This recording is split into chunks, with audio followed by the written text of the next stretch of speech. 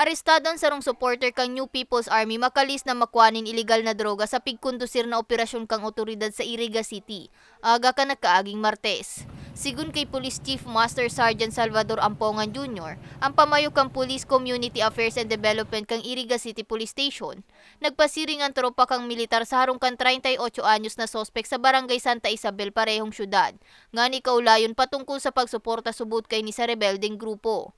Alagad na aktwan nini nagpapabakaling iligal na droga sa tulong kalalakihan.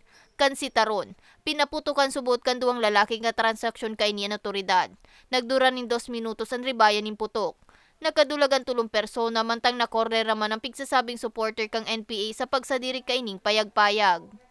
Makipag-coordinate na po kami sa other municipality na kung pagkatayin po ito na makipagtarabangan na lang po kung sa ina po itong mga taong itong suspect na nagdurulag tangaling matawan tamang di maninigong aksyon na madakot po sinda. Nakuaman sa nadakop na sospek ang sarong pidaso ning improvised shotgun, 8 bala, 10 pidasong sachet ning iligal na droga, asin sarong sachet ning marijuana. Nakula po itong tabang ito sa muta.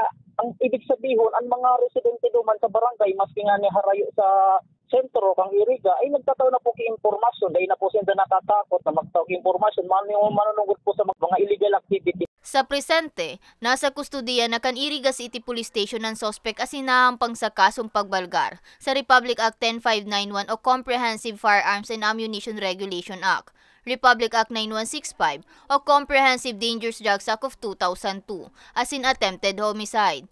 Para sa mga baretang tatak Bicol, May Arango.